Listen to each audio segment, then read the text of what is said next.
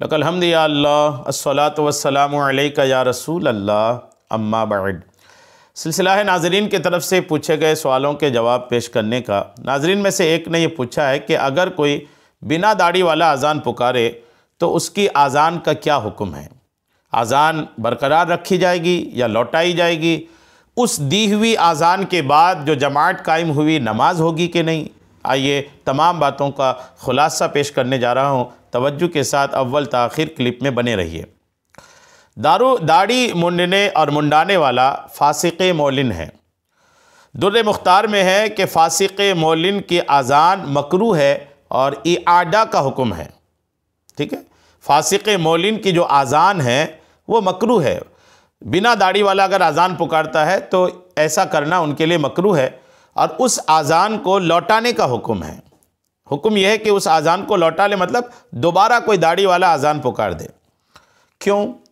اس لیے کہ اذان امور دینیہ میں سے ہے، یعنی اذان یہ دین کی چیزوں میں سے ہے، اور دین میں فاسق مولن کی خبر معتبر نہیں ہے۔ فاسق مولن جو ہوتا ہے، جو اعلانیہ گناہ کرتا ہے، داڑھی منڈانا یہ اعلانیہ گناہ ہی ہے، تو ایسے آدمی کی خبر دین میں معتبر نہیں ہے۔ جیسے چاند دکھا، بنا داڑھی والے کی خبر معتبر نہیں ہے، وہ اگر خبر لا کے دے رہے ہیں تو۔ فتح القدیر میں ہے کہ قول الفاسق فی الدینیات غیر مقبول۔ تنویر الابصار وغیرہ میں بھی یہی کہ وَيُكْرَهُ آذان الفاسق، اور بحر الرائق وغیرہ میں بھی یہی ہے کہ اذان جو ہے وہ لوٹائی جائے گی۔ اور دیگر جو تفصیلات اس کے ہیں کہ فاسق کو امام بنانا گناہ اور حرام ہے، اور نماز مکروہ اور واجب الاعادہ ہوگی۔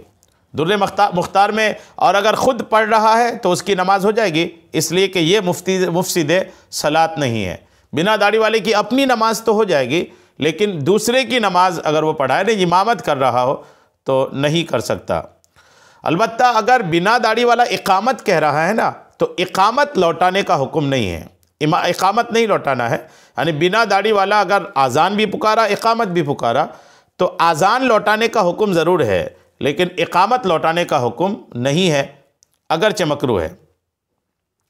اس لیے کہ اقامت کی تکرار مشروع نہیں ہے۔ یعنی آپ کہیں کہ پھر اقامت کیوں نہیں لوٹائیں؟ اذان پکارنا بھی بنا داڑھی والے کا مکروہ ہے، اقامت پکارنا بھی مکروہ ہے۔